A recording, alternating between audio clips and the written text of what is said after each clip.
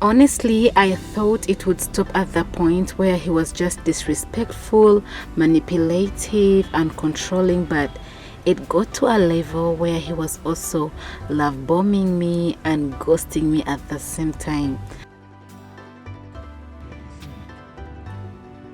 What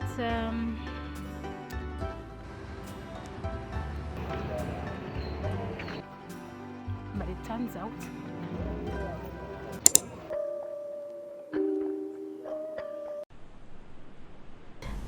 Hi Dav, spend a few days with me as I spill the tea of how I got asked out by this guy recently. So Tom was a tall, dark-skinned guy. He was skinny and he had this nice complexion. His skin was smooth, no blemishes, no pimples.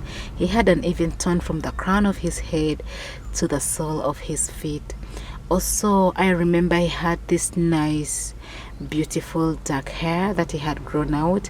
It was almost unbelievable. I remember sometime we even discussed with my sister about it, and she was asking me if it was real or not. The very first time I ever laid my eyes on Tom was when he had come home. He was seated on my mom's bed at the very end, and he was there scrolling through TikTok, and he basically didn't say anything to me.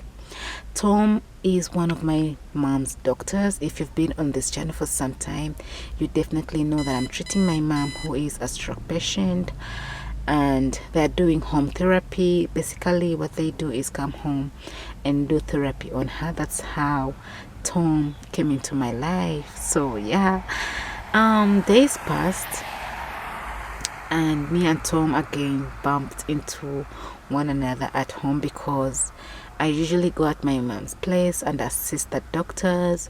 You know, they send you for this and that, and also ask different questions, so I had to be around and assist them. So we briefly had a conversation with him, and that day I don't know what came over him, but he had the guts to say how he felt about me. And I remember he said it out so boldly, so frankly, and he said it right in front of my mom. He also said he wasn't the type to beat around the bush. He was the direct type. So he was also very vulnerable, and he said everything about him that he thought I needed to know, therefore we didn't have to go through secrets and everything. And I remember his colleague backing him up, saying yeah, he is the goal, he is the goat, and how I should jump into this opportunity and not miss out on such a great guy.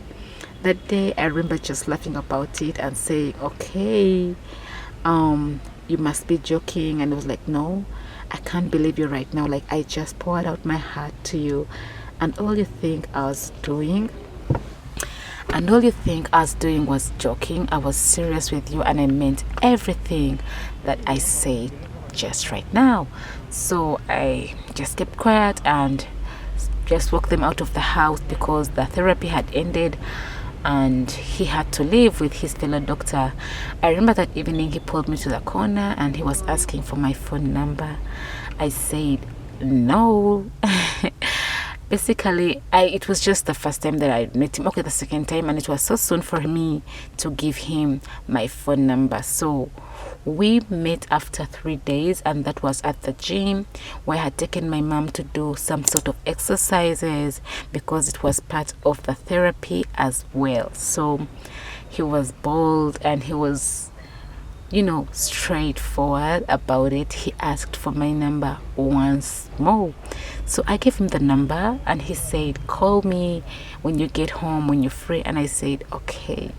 But I never called him that day, and he never called me that day as well. But the next day he called me and we had a brief conversation, and the first thing he said to me was, you do not realize how much I love you.